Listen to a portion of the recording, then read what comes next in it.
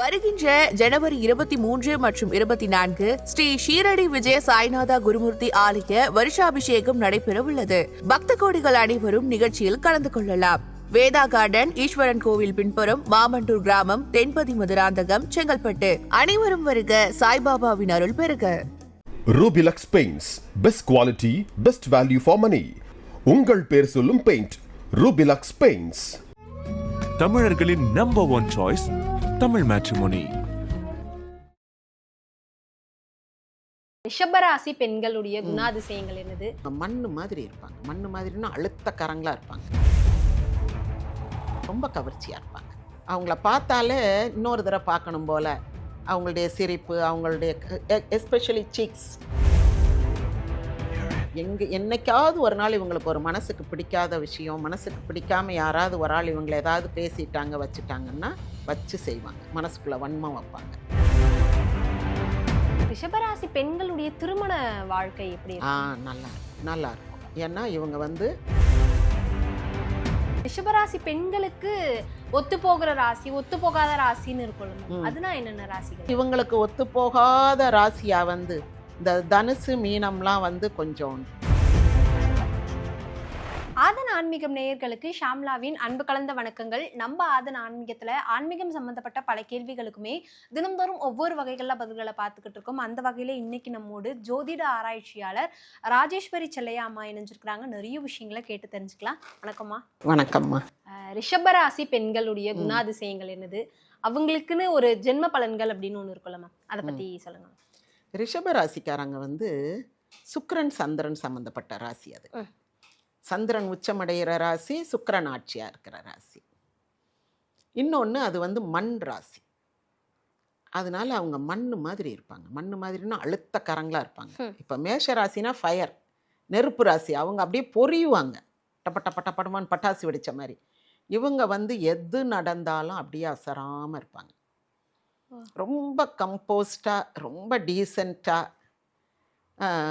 டிக்னிஃபைடா. இந்த இடத்துல நம்ம இப்படி நடந்துக்கலாமா அப்படின்னு மேஷராசி நினைக்கவே மாட்டாங்க. தடாபுடான்னு போட்டு கொளுத்துவாங்க. இவங்க ஒவ்வொரு இடத்துலையும் இப்படித்தான் நடந்துக்கிடணும், இப்படித்தான் வாழணும் அப்படின்ட்டு, இப்படித்தான் நம்மளை போர்ட்ரே பண்ணணும், நம்மளை பார்த்து அவங்க இப்படித்தான் நினைக்கணும் அப்படின்ட்டு ரொம்ப கம்போஸ்டாக ஒரு வரையறைக்கு உட்பட்ட ஒரு வாழ்க்கை அவங்களுடைய வாழ்க்கை அமையும். அவங்களுடைய பர்சனாலிட்டி. அப்போது இந்த ரிஷபராசிக்காரங்க ரொம்ப கவர்ச்சியாக இருப்பாங்க. அவங்கள பார்த்தாலே இன்னொரு தடவை பார்க்கணும் போல. அவங்களுடைய சிரிப்பு, அவங்களுடைய எஸ்பெஷலி சீக்ஸ், நல்ல சீக்ஸ் இருக்கும். நல்ல அதான் அழகுன்றதை விட கவர்ச்சி. அவங்கள இன்னொரு தடவை பார்க்கணும். அவங்க பேசுனா நம்ம பாட்டுக்கு இப்படி உட்காந்து இப்படி கேட்டுக்கிட்டே இருப்பாங்க. இந்த காலேஜில் எல்லாம் சில பசங்க இருப்பாங்க, சும்மா பொம்பளை பிள்ளை என்னத்தையாவது ஒன்று பேச விட்டு இப்படி கேட்டுக்கிட்டே இருப்பாங்க, சும்மா அவங்க முகத்தை ரசிக்கணுன்றதுக்காக. அந்த மாதிரி அவங்க முகம், அவங்க சிரிப்பு, அவங்க கைகால் அசைவு எல்லாமே ரொம்ப ஜென்டிலாக இருக்கும். ஓகே. ஒரு 4 பேர் திரும்பி பார்க்குற மாதிரி கைதட்டி சிரிக்கிறதோ, கக்காக்கான்னு சிரிக்கிறதோ அந்த மாதிரிலாம் இருக்காது. ஒரு மாதிரி ரொம்ப மென்மையாக, ரொம்ப அழகா, ஒரு தேவதை மாதிரி இருப்பாங்க. ஒரு காதல் தேவதை அப்படின்னு சொல்கிற அளவுக்கு அவங்க இருப்பாங்க ரிஷபராசி பெண்கள். அதே நேரத்தில் அவங்க ஒரு நல்ல கம்பெனி நிர்வாகம் பண்ணக்கூடிய, அதுவும் குறிப்பாக நிர்வாகியினுடைய அந்த சீனியர் செக்ரட்டரி அப்படியெல்லாம் இருப்பாங்கல்ல, அப்படி இருப்பாங்க. பர்சனல் செக்ரட்டரி அப்படி சொல்கிறோம் இல்லையா, அந்த மாதிரி போஸ்ட்டுக்கெல்லாம் ஒரு ரிஷபராசி பெண்ணை தான் செலக்ட் பண்ணணும் நம்ம. ஏன்னா அவங்க பார்க்குறதுக்கு ரொம்ப அழகாக இருப்பாங்க, கவர்ச்சியாக இருப்பாங்க. பேச்சு வார்த்தை, நடை, உடை எல்லாமே நிதானமாக இருக்கும். உட்காருங்க சார், நான் கேட்டு சொல்கிறேன் அப்படின்ட்டு, என்ன விஷயமா வந்திருக்கீங்கன்னு இவங்களே எல்லாம் கேட்டுட்டு உள்ளே போய் இந்த விஷயமா இன்னார் வெயிட் பண்ணிக்கிட்டு இருக்காங்க அப்படின்னு சொல்லிட்டு, அவர் சொல்கிறத இருக்க சொல்லு பார்ப்போம் அப்படின்னா, இல்லை உங்களுக்கு 11 மணிக்கு மீட்டிங் இருக்குது, நீங்கள் சொன்னீங்கன்னா அவர்கிட்ட சொல்லிடலாம், அவர் இந்த விஷயமா தான் வந்திருக்காருன்னு அவங்கக்கிட்ட இருந்து அந்த ரிப்ளையை வாங்கி இவரையும் காக்க வைக்காம, சார் நீங்கள் இதை செய்வீங்களா, சார் சொல்லிட்டாங்க, அவங்களுக்கு 11 மணிக்கு மீட்டிங் இருக்குது, நீங்கள் நெக்ஸ்ட் வீக் வாங்க, இந்த நாள் வாங்க, பார்க்கலாம், ஃப்ரீயாக இருக்கும், நான் குறித்து வச்சுக்கிறேன்னு சொல்லி அனுப்பிடுவாங்க. 2 பக்கமுமே நல்ல பேர் வாங்கி கொடுத்துருவாங்க. ரொம்ப திறமையாக, யாருக்கும் எந்த ஒரு குந்தகமும் வராத வகையில் செயல்படுவாங்க. அலட்டிக்கவே மாட்டாங்க. அவங்க உள்ளேருந்து அந்த பெல் சத்தம் கேட்டால் கூட எந்திரிச்சு போகிறது கூட அமைதியாக தான் போவாங்க. இந்த வந்துட்டேன் அப்படின்லாம் ஓட மாட்டாங்க. இதுவே மேஷராசிக்காரங்களா இருந்தால் டபார்னு அனுமார் மாதிரி இங்கேருந்து அங்கே தாவி இருப்பாங்க. அடுத்த செகண்ட் பார்த்தீங்கன்னா கதவை திறந்துருப்பாங்க. இவங்க வந்து அந்த மாதிரி ஸ்பீடெல்லாம் இருக்காது. நிதானமாக தான் இருப்பாங்க. ஆனால் அழகாக வேலையை செய்து முடிப்பாங்க. அப்படி ஒரு நல்ல செயல்பாடு. அவங்க ஒரு இவங்க வந்து எப்படின்னா ஒரு பெரிய குடும்ப தலைவியாக இருக்கிறதுக்கு பொருத்தமான ஆள். இப்போ ஒரு தெரு ஃபுல்லாக எங்கள் சொந்தக்காரங்க தான் சொல்லுவாங்க. இங்கே வந்து மாமனார் மாமியார் இருப்பாங்க. இங்கே பெரிய மகன் சின்ன மகன், அப்புறம் சின்ன மாமனார் வீடு, சின்ன மாமனார் மகன், நாத்தனாரை கூட இங்கேயே கல்யாணம் பண்ணி தனி வீட்டில் பக்கத்துலேயே வச்சுருப்பாங்க. இப்படி இருந்தாலும் சரி, அல்லது ஒரே வீட்டில் இருந்தாலும் சரி, ஒரு ஃப்ளாட்டுக்குள்ளே இருந்தாலும் சரி, எல்லாரையும் அரவணைச்சு கொண்டு போகிறது.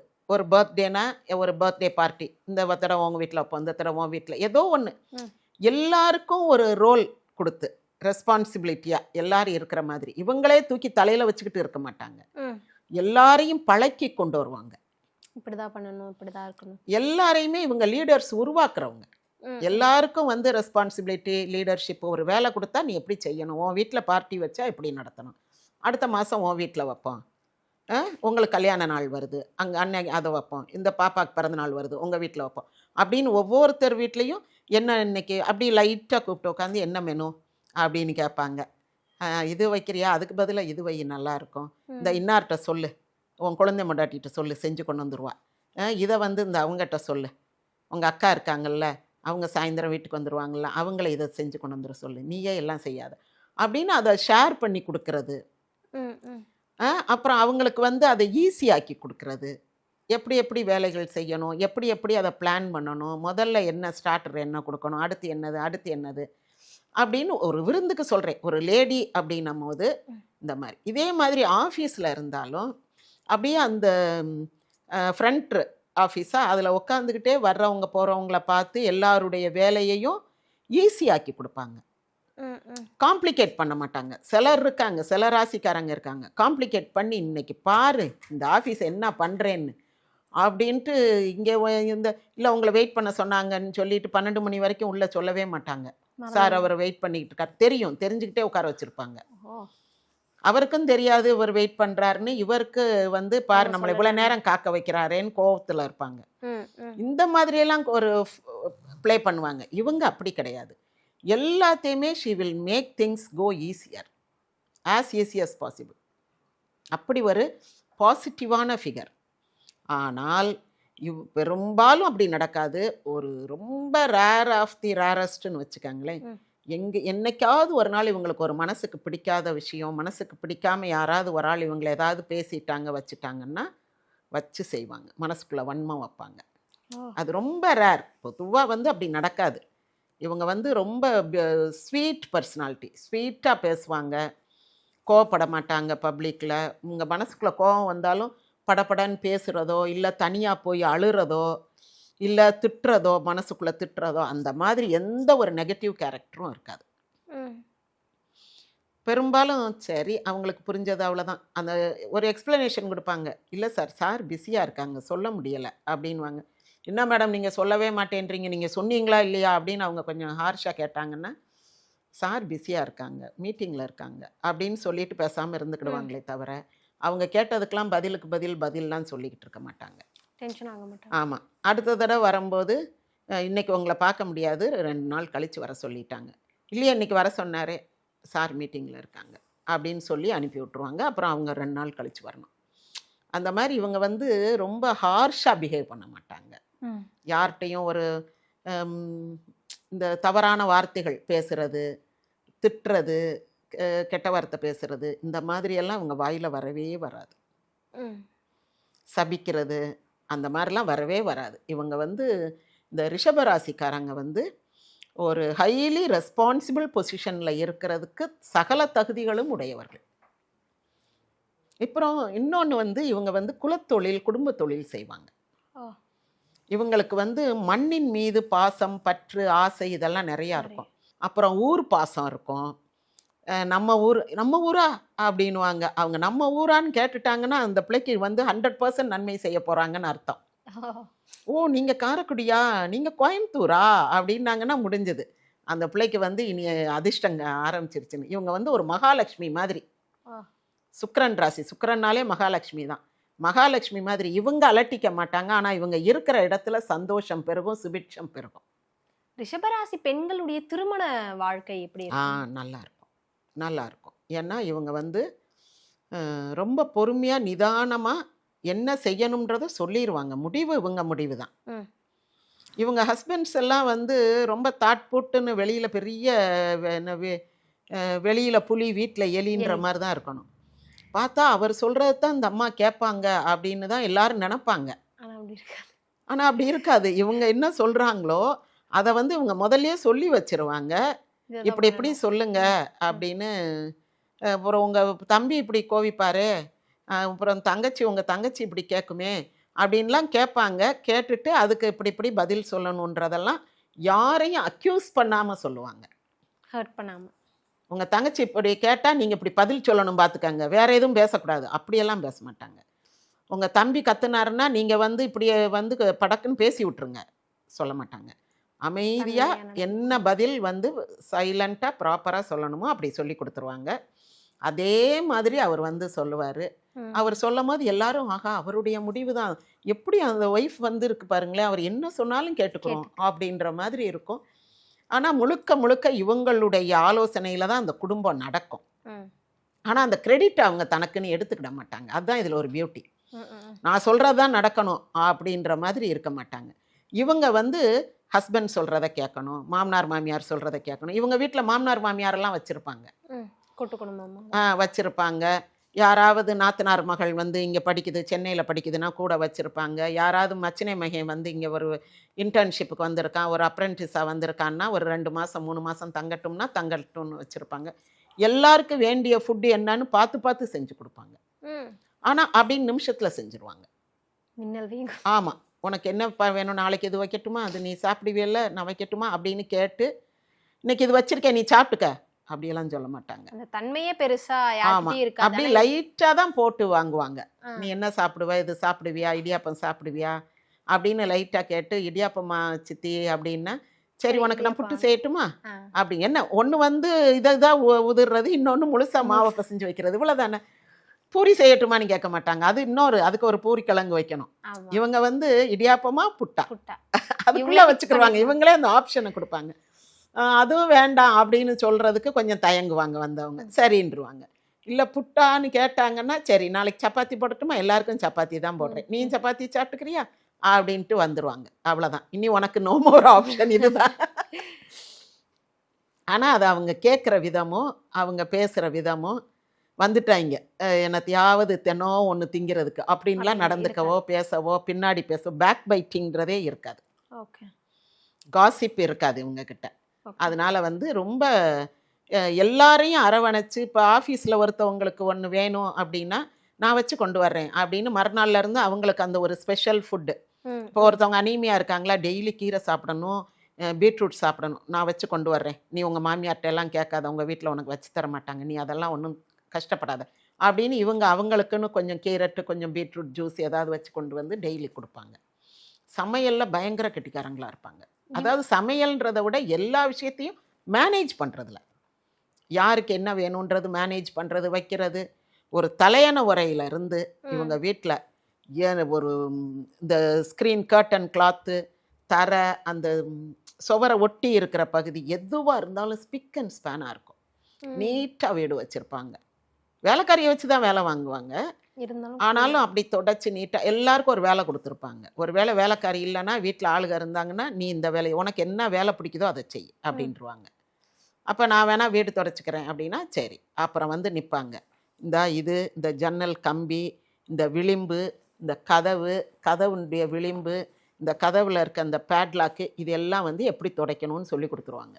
ஸ்விட்ச் போர்டு எல்லாம் இதை வச்சு தொடப்பா, அதை வச்சு துடைக்காத, ஒரு துணி எடுத்துகிட்டு வா, அதை லேசாக அதில் நினச்சி புழிஞ்சிக்க, இப்போ தொட அப்படின்ட்டு ஒன்று அப்படி பாலிஷாக சொல்லி சொல்லி வீட்டை ஸ்பிக் அண்ட் ஸ்பேனாக வச்சுருப்பாங்க. இவங்க வீட்டில் ரிஷபராசிக்காரங்க வீட்டில் அழுக்கு துணியை பார்க்க முடியாது. ஒன்று கூடைக்குள்ளே இருக்கும், இல்லைன்னா வாஷிங் மிஷினில் இருக்கும், காய போட்டு மடித்து வச்சுருவாங்க. அப்புறம் இவங்க வந்து ஒரு மாதிரி மல்டி டாஸ்க். ஓகே. ஒரே இவங்க இந்த இன்னும் இவங்க வந்து மல்டி டாஸ்க்னா எப்படின்னா கொஞ்சம் கலா ரசனை உடையவங்க. ம். தான் குடும்பம் மட்டும் இல்லை, தன்னை சுற்றி இருக்கக்கூடிய ஆட்கள்கிட்டையும் ரொம்ப அன்பாக இருப்பாங்க. நல்ல அறிவுரை சொல்லுவாங்க. நீ வந்து வீட்டில் சண்டை போடாத, இப்படி அமைதியாக இரு, பொறுமையாக இரு, கொஞ்ச நாள் பொறு, அப்புறம் வந்து சரியாயிரும் அப்படின்னா அந்த சிலர் கேட்க மாட்டாங்க. இந்த அம்மா என்னத்தையோ சொல்லுது அப்படின்வாங்க. அப்படி கேட்கலன்னு சொன்னால் அதுக்கு பிறகு பேசவே மாட்டாங்க. அவங்களுக்கு தெரியும் இதனுடைய ரூட் இப்படித்தான், இது இங்கே தான் போய் முடியும் அப்படின்னு தெரியும். அதனால இவங்க வந்து அப்படி தானாக வந்து போய் யாருக்கும் ரொம்ப அட்வைஸ் பண்ணிட்டு நேற்று என்ன நடந்துச்சு இன்னைக்கு என்ன நடந்துச்சுன்னா அந்த ஃபாலோ எல்லாம் பண்ண மாட்டாங்க. ஒரு நாள் சொல்லுவாங்க, கேட்டா கேளு, கேட்காட்டினா போ அப்படின்னு விட்டுருவாங்க. ஆனால் அந்த அவங்க சொல்கிற அட்வைஸை கேட்டு வாழ்ந்தாங்கன்னா ரொம்ப சிறப்பாக இருப்பாங்க. இப்போ இவங்க ஒரு ஃப்ரெண்டு அல்லது இவங்களுக்கு கீழே வேலை பார்க்குற ஒரு கிளார்க்கு இந்த அம்மா சொல்கிறாங்கன்னு வச்சுக்கோங்க. இவங்க பேச்சை கேட்டாங்கன்னா இவங்க வந்து அவங்க குடும்பம் நல்லா அவங்க பிள்ளைகள்லாம் படித்து நல்லா வர்ற வரைக்கும் அதை வந்து அப்படி கேர்டேக் பண்ணுவாங்க. அவங்களே அந்த பொறுப்பு எடுத்து அவங்க குடும்பத்தில் வந்து இவங்க வீட்டில் இருக்க மகாலட்சுமி யோகம் அவங்க வீட்டுக்கு போகிற மாதிரி அவங்க வீட்லேயும் அதே மாதிரி ஒரு மகாலட்சுமி யோகம் வர்ற மாதிரி பார்த்துக்கிடுவாங்க. நல்லா கைட் பண்ணி நல்லா அவங்க அடுத்தடுத்து என்னென்ன செய்யணும், இப்படி செய்ய, இப்படி பேசு, இப்படி வை, இந்த வேலையை பாரு, காலையில் இதை செய், சாயந்தரம் இதை செய்யன்னு அந்த பெண்களுக்கு வந்து ஒரு நல்ல வழிகாட்டியாக இருக்கக்கூடியவங்க ரிஷபராசிக்காரங்க. யாராவது ரிஷபராசிக்காரங்க இருந்தால் அவங்கள நம்ம ஃப்ரெண்டு பிடிச்சிக்கலாம். ஆனால் ரிஷபராசி பெண்களுக்கு ஒத்து போகிற ராசி ஒத்து போகாத ராசின்னு இருக்கும்ல, அதுனா என்னென்ன ராசிகள்? இப்போ நம்ம ரிஷபம், சிம்மம் இதெல்லாம் ஒத்து போகும். அதுக்கு பிறகு வந்து மகர கும்பம் இதெல்லாம் ஒத்து போகும். இவங்க சொல்கிறத அவங்க நல்லா கேட்டுக்கிடுவாங்க. ஃப்ரெண்ட்ஸாக இருக்கட்டும், ஹஸ்பண்டு, அப்படி அந்த குடும்ப உறுப்பினர்கள் இந்த மாதிரி தான் அமையும். அமைஞ்சா அவங்க ஒத்து போவாங்க. இல்லை இவங்களுக்கு ஒத்து போகாத ராசியாக வந்து இந்த தனுசு மீனம்லாம் வந்து கொஞ்சம் ஒரு மாதிரி டைப்பு. இவங்கள மாதிரியே தான் அவங்களும் அமைதியாக தான் இருப்பாங்க. ஆனால் இப்போ தனுசெல்லாம் ஃபயர் ராசி இல்லையா, சில நேரம் அமைதியாக இருந்தாலுமே டப்புன்னு எதிர்த்து பேசிடுவாங்க, முடியாது அப்படின்ட்டு போயிடுவாங்க. அப்போ இவங்க ஒன்று சொல்லி இவங்க மாமியாராகவும் அவங்க மருமகளாகவும் இருக்கிறாங்கன்னு வச்சுக்கோங்க, முடியாது அப்படின்னா அவங்க மகன்கிட்ட சொல்லி எப்பா நீங்கள் போய் தயவுசெய்து தனி குடித்தனை வச்சுக்கோங்க, இனி இங்கே வந்து இந்த நேருக்கு நேர கிளாஷ் எல்லாம் இருக்கக்கூடாது அப்படின்றவாங்க. தனியாக வச்ச பிறகு இவங்க பாட்டுக்கு போவாங்க வருவாங்க, சந்தோஷமாக இருந்துக்கிடுவாங்க. ரிஷபராசிக்காரங்க யாரோடையும் ஃபைட் பண்ண மாட்டாங்க. பட் ஏதாவது பிடிக்கலன்னு சொன்னால் தூரப்போ அப்படின்ட்டுருவாங்க. டைரக்டாக சொல்ல மாட்டாங்க, அவங்கள தள்ளி வச்சிருவாங்க. டைரக்டாலாம் அவங்க யார்கிட்டையும் சண்டை போடுறது அப்படிலாம் இருக்காது. எப்போ அவங்க வந்து பெரிய என்னது எரிமலை மாதிரி கொதிப்பாங்கன்னா பப்ளிக்கில் அவங்கள யாராவது கோவிச்சிட்டா, இப்போ அவங்க ஹஸ்பண்டோ அம்மாவோ பப்ளிக்கில் ஒரு கல்யாண வீட்லேயோ அல்லது ஒரு பார்ட்டி ஒரு டின்னர் ஏதோ ஒரு இடத்துல வந்து ஏதாவது கோபமாக பேசிட்டாங்கன்னா அவங்க வந்து அப்படி பட்டார்னு வெடிப்பாங்க. எனக்கு தெரியும் அவன் ஜோலியை பார்த்துட்டு போ அப்படின்ற மாதிரி எவ்வளோ பெரியவங்களா இருந்தாலும் பட்டுன்னு பேசிடுவாங்க. அந்த சூழ்நிலையை அப்படியே மாறி போயிடும். இவங்களா கோச்சிட்டாங்க, கோவப்படுறாங்க, இப்படி சொல்லிட்டாங்க அப்படி சொல்லிட்டாங்கன்னு அப்படியே பட்டன்னு ஒரு 2-3 வார்த்தைகள் தான், ரொம்ப எல்லாம் பேசி. இப்போ இந்த மேஷராசிக்காரங்களாம் எதையாவது தூக்கி எறிவாங்க, கோவம் வந்தால் எதையாவது தூக்கி போட்டு உடைக்கிறது, அப்படியே அவங்கள கை காலெலாம் கொதிக்கும், அவங்கள கண்ட்ரோல் பண்ணணும் பிடிச்சி. எதையாவது உடைப்பாங்க, யாரையாவது அடிப்பாங்க, ஆத்திரந்தீர அடிப்பாங்க, சட்டு சட்டு சட்டுன்னு அடி விழும். அந்த மாதிரி அதை விகரஸாக காட்டுவாங்க. ஆனால் இவங்க அப்படி இல்லை, ரொம்ப கண்ட்ரோல்டாக இருப்பாங்க. அந்த கண்ட்ரோலிங் த எமோஷன்ஸுன்றது ரிஷபராசிட்ட படிச்சுக்கிடணும். அந்த பெண்கள் எவ்வளோ பெரிய ஒரு துக்கம், ஒரு ஆக்சிடெண்ட்டு, ஒரு சடன் டெத்து அப்படி ஒரு நியூஸ் வந்தால் கூட அதை அவங்க கையாளுற விதத்தை பார்த்தா எல்லாரும் கையெடுத்து கும்பிட்ற மாதிரி இருக்கும். ஒரு சின்ன வயசுலேயே ஏதோ ஒரு பெரிய அசம்பாவிதம் நடந்துட்டா கூட அவங்க அதை வந்து அப்படியே ஜீரணித்து பொறுமையாக அழகாக நிதானமாக கொண்டு போவாங்க. பார்க்கும்போது எல்லாரும் தன்னை பார்த்து பரிதாபப்படணும், தன்னை பார்த்து இறக்கப்படணும் அப்படின்ட்டு யார்கிட்டையும் போய் நின்று அழுதுகிட்டோ உதவி கொடுங்கன்னு கேட்டுக்கிட்டோ இருக்கவே மாட்டாங்க. ஐயா நான் பிள்ளை இல்லாமல் இப்போ ஹஸ்பண்ட் இல்லாமல் கஷ்டப்படுறீங்க, 2 பிள்ளைங்க வச்சுருக்கீங்க, அந்த மாதிரிலாம் நம்ம பார்க்கவே முடியாது. அதனால ரிஷபராசிக்காரங்க வந்து மகாலட்சுமி மாதிரி, வீட்டில் வந்து ஒரு மகாலட்சுமியாக இருக்கிறதுக்கு சமம் ஒரு ரிஷபராசி பெண் இருக்கிறது.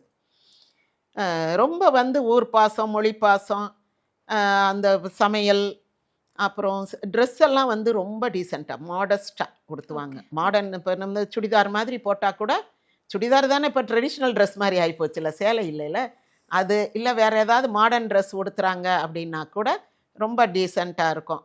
ஒரு ஆபாசமெல்லாம் உடுத்த மாட்டாங்க.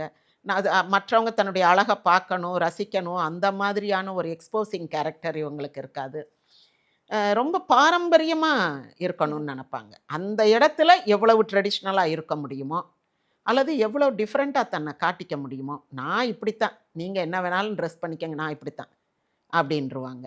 அதே மாதிரியே அதை ஃபாலோ பண்ணவும் செய்வாங்க. இந்த ஊருக்காக வேஷம் கட்டுறது, நம்மளை மாற்றிக்கிறது, எல்லாரும் இந்த ட்ரெஸ் போடுறாங்க அப்புறம் நான் மட்டும் எப்படி, அப்படியெல்லாம் இருக்க மாட்டாங்க. நான் இப்படித்தான், யார் எப்படி இருந்தால் எனக்கு என்ன, நான் உங்களை ஒன்றும் குறை சொல்லலை, ஆனால் நான் இப்படித்தான், என்ன குறை சொல்லாதீங்க, நான் சாரி தான் கட்டிட்டு வருவேன், நான் சுடிதார் தான் போட்டு வருவேன்.